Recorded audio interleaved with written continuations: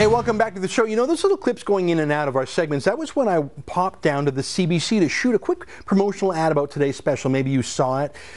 You know, it was me throwing a life preserver to them. It was sort of goofy, but I had no idea what was in store for me when I went down there. As we pulled up to the CBC and parked our tiny little Sun News Network van, I got onto the street, and you can see that our very presence there made some CBC staff who were just milling around outside their office very uncomfortable. Seriously, just existing on the same public street as us bugged some of them. One of them walked over to us and stood right in front of where we were setting up to film. He just tried to block us, standing there eating his sandwich in front of our shot. This was outside on the public street. And look what happened. It got sort of weird and pushy. Look at this. What's your name? You can't hear? I'm just trying to take a shot at David Suzuki. Are you a CBC security guard or a CBC staffer? I think we've got a little bit of a CBC staffer here. What's your name? My lunch. Do you work at the CBC? Isn't this weird? Are you catching this? We've got a CBC staffer who's committing assault. Unbelievable. Who is this guy? Who is he? You know, when I asked him politely to move, he pretended he was deaf, and then he started pushing. He physically pushed me, and who cares about me? He pushed our poor cameraman. I'm not kidding. And this happened 2 more times in the course of the next half hour. Ordinary CBC staff, when they just saw me at the CBC or the Sun News Network logo, they came up and pushed me, even though they knew our cameras were rolling and catching the whole thing. Here's a couple more pushes, not so much against me, but against our poor cameraman who just was bullied. Look at this. I'm not an employee. I don't work here. Oh. Okay. I'm not an employee. I don't work here. Okay. Why don't you turn that off for a second? Don't turn it off. Keep it on. We're a free country. Master nice place. Who are you? Oh, hi. How you doing? Good. Who are you? I want to save you. Come back here. I want to save you. I mean, I was sort of an idiot throwing the life preserver after him. I didn't touch him, though, but he was pushing our camera. And these were not big shots. They were like sort of little drone worker bees at the CBC. And they didn't need to check with any CBC bosses. They didn't need to. They knew what the CBC approach is to competitors. Be pushy. Break the law sometimes, be unethical, but pretend to be morally superior while doing it. Claim to be high-minded, but do what it takes to undermine competitors. Just crazy. Like, I made my way into the CBC, and I thought I'd see if the CBC's president, Hubert Lacroix, would talk to me for a moment. I mean, I had written to him the day before, asking him to come on this show, but he didn't give me the courtesy of a written answer by then. So I was there. I thought I'd meet with him for a moment. So I simply walked up and I asked. Now, he wasn't in, so I asked the same security guard. Like, I just went there very politely and I said, is Jeff Kay in? Because he's the CBC spokesman. I chatted with him before. But by this point in time, the CBC was so upset with me being there. Being in their office, they had dispatched, I kid you not, 4 security guards. And they even refused to put the call through to Jeff Kay. They had decided that my questions about the CBC, which I hadn't even asked yet, were so dangerous that the CBC spokesman couldn't handle it. The rent-a-cops had to handle it. They demanded that we leave. They demanded that we turn off our cameras. And like the other passive-aggressive staff who bumped and jostled us, they just kept making weird physical contact with us. It's just not even funny.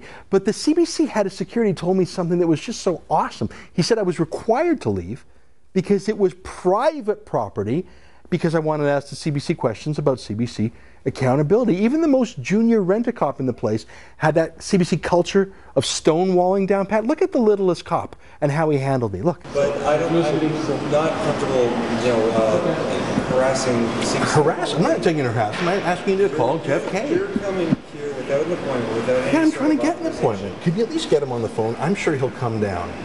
Or at least he'll say he won't. But I don't think you should make Jeff Kay's decision for him.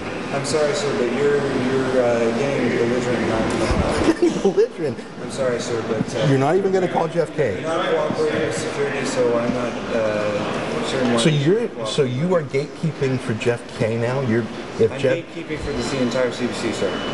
Wow, that's a pretty serious position. I think you're on the fast track for promotion.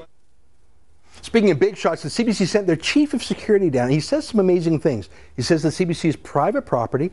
I'm not allowed to be there. I need a permit to be there.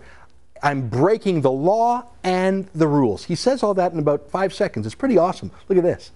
Do you have a permit to film me?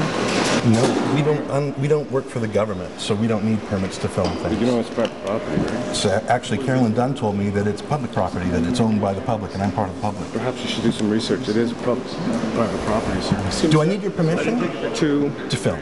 Yes, you need a permit to be on the property. What kind of permit? Prohibited activity, sir. Prohibited by whom? By the law, by the company, CBC. Well, which one? Is the company the law? No, sir. Look, if I were the CBC and some irritating journalist had just come over, I would have sent down some boring spin doctor down to laugh at me, say very little over and over again until I left. You know, be the bigger man, be the boring man, be the corporate blather, make some jokes at my expense maybe, but no, they just have a bunker mentality there. They're at war with the public and with other media. They're secretive, they believe in legal fights and security guards, they believe in threats, not debates. And I don't blame them. I blame Ottawa. And joining me now from Ottawa is John Robson, who's been listening to our show from the studio there.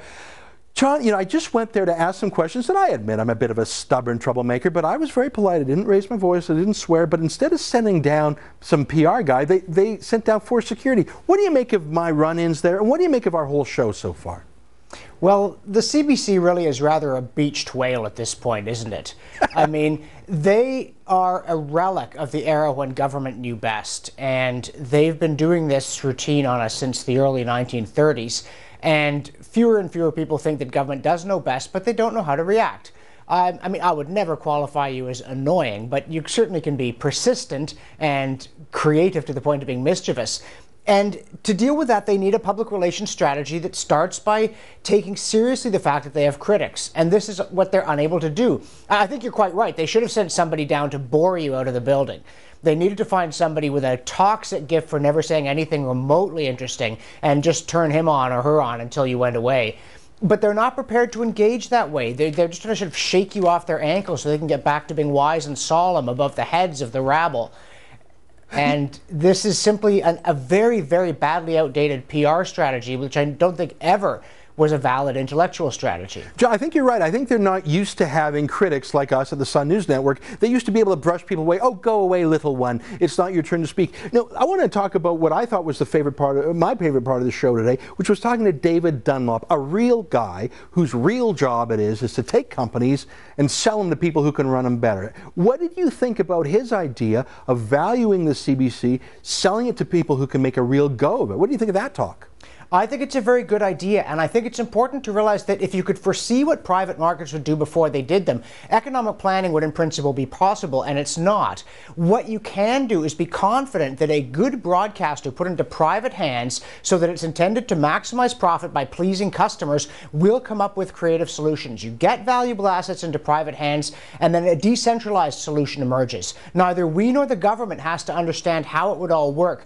We know that markets work. Let's let them work. And get out of the notion that it's the proper business of the government either to give you the news or give you entertainment. They may entertain us accidentally, but they cannot be trusted to provide us with the information we use to vote, and they're not going to be funny on purpose. John Robson, unfortunately we're out of time, mainly because I was talking too much today, but I'd love to have you back on to follow up some more, because there were things I'd like you to unpack a little bit more, like, for example, how we can actually unlock those passive-aggressive employees at the CBC so they're not walking around angry all the time, and they can actually use that energy to take over the company and run it better than the managers. Can you come back on when we have some more time, when we can chew things over today a little bit better? Absolutely, because we'd even be doing the employees a favor. I think you're right. Hey, folks, don't go away after the break. We're going to have a celebration cake. Oh, that's right. We're singing happy birthday to the CBC. That's next on The Source. A happy birthday.